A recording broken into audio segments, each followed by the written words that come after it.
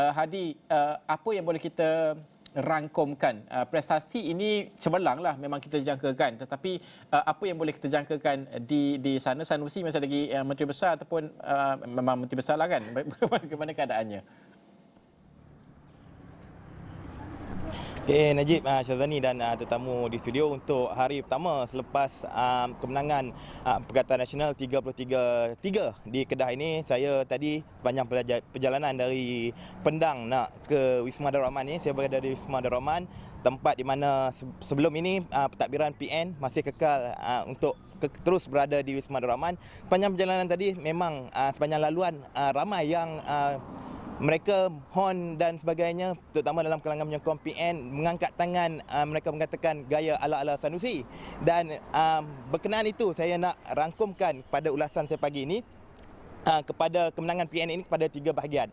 Pertama adalah kekuatan PN itu sendiri dan juga aura Datuk Seri Sanusi Makno. Kedua adalah kejatuhan Pakatan Harapan di Kedah, dan yang ketiga runtuhnya tembok Barisan Nasional di Sungai Tiang dan juga Bandar Baru. Dan sudah pastinya pertama sekali bercakap mengenai kekuatan Perikatan Nasional dan juga aura Datuk Seri Sanusi Makno. Sebelum ini saya temu buat beliau pada bulan Januari lalu, pada sebulan selepas PRU. Beliau mengatakan bahawa sangat yakin bahawa PN mampu menang 33 kerusi di Kedah dan perlu berusaha untuk menang 3 lagi kerusi.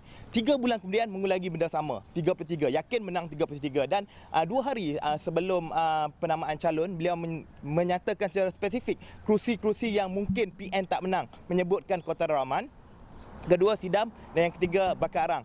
Secara spesifik, dan ketiga-tiga betul tak menang pada Perikatan Nasional, namun margin majoritinya telah dikurangkan. Dan nak bercakap mengenai kekuatan PN ni, tidak dibina dalam masa sehari dua, telah dibina sejak perubahan pada tahun 2020 itu sendiri. Saya mengikuti sepanjang sidang media, sepanjang perjalanan kerajaan Perikatan Nasional di Kedah, sokongannya semakin hari semakin meningkat, di mana penyokong-penyokong BN ini sebelum ini menyokong BN, namun atas beberapa faktor yang berlaku, mereka mempunyai satu teras yang baru.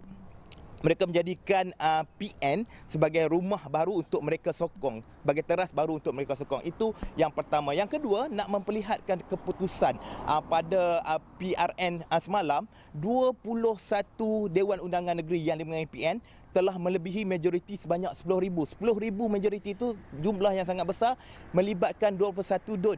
4 DUN melebihi 20,000 majoriti. Pertama Jitra, kedua Tokai, ketiga Tanjung Dawai, dan yang keempat Pantai Merdeka. Termasuk kerusi Jitra yang merupakan bekas bos Prof di studio tu.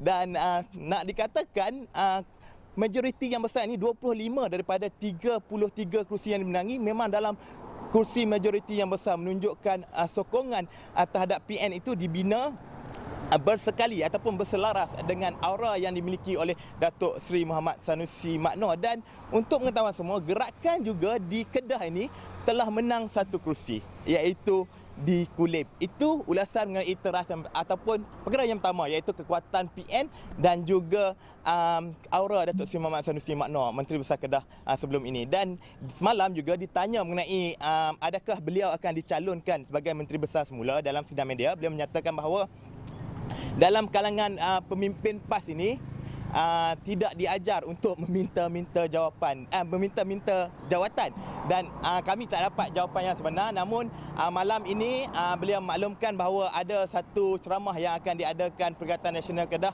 di Kompleks PAS Kedah. Ceramahnya adalah ceramah mandat rakyat, dan itu akan kita bawakan secara terperinci di buletin-buletin awal ini seterusnya. Dan untuk yang kedua adalah kejatuhan Pakatan Harapan, di mana kalau kita nak memperlihatkan di sini, pengurusi Pakatan Harapan Kedah, Datuk Mahfuz Omar, tewas di Alor Mengkudu dengan majoriti lebih 10,000 dengan bekas kapten bola sepak Kedah, iaitu Radhi Makdin.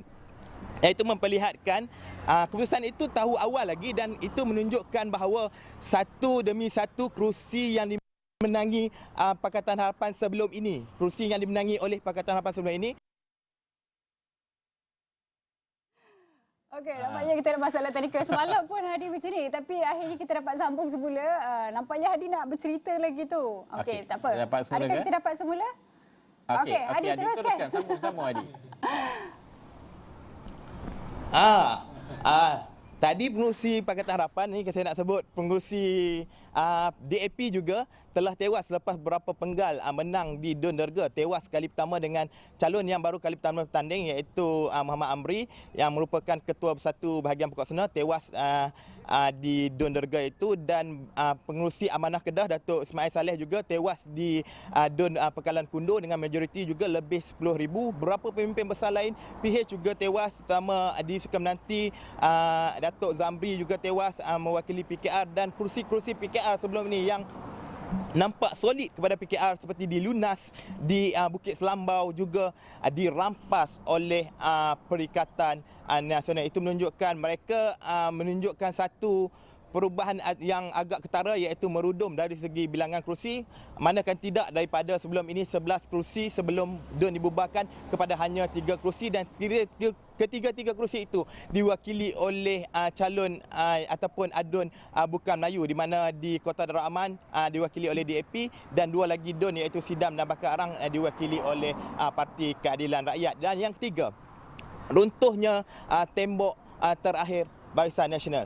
Jika orang Kedah kata kalau mainlah tsunami terang mana pun, PRU lepas pun tsunami yang besar pun semua, 2 DUN ini masih dikekalkan bawah kekuasaan Barisan Nasional. Namun kali ini ribut taufan apa yang melanda menjadikan kedua-dua DUN itu tumpas, iaitu di Sungai Tiang 17,000 lebih majoriti, dan juga di Bandar Baru hampir 12,000 majoriti. Itu menunjukkan bahawa daripada segi sokongan rakyat terhadap BN, seperti saya katakan tadi, penyokong-penyokong mereka mungkin menunjukkan satu gambaran baharu bahawa mereka mungkin tidak suka dengan kepimpinan Barisan Nasional ketika ini. Terutama saya melihatkan putusan semalam sekitar pukul 10, DUN iaitu DUN yang saya banyak berikan perhatian sebelum ini, iaitu DUN Pedu, di mana pengurusi Barisan Nasional Kedah bertanding di situ, Datuk Seri Mahdi Khalid ataupun Tok Dep bertanding di situ, juga tewas lebih 6,000 majoriti. Itu menunjukkan DUN-DUN lain juga mungkin menunjukkan kekalahan, dan ia terbukti apabila seorang lagi calon yang sebelum ini bertanding di kerusi Parlimen Merbuk juga Tok Pon Saiful Azizi juga tewas dengan majoriti lebih 20,000 undi. Najib dan juga Syazwani. Okey, Hadi, ribut taufan tsunami Lengkap. semua melanda di Kedah ni. Kita harapkan ribut taufan politik sahajalah, janganlah bencana lain yang betul. Nanti satu lagi cerita pula yang kita nak bawakan. Tapi terima kasih Hadi.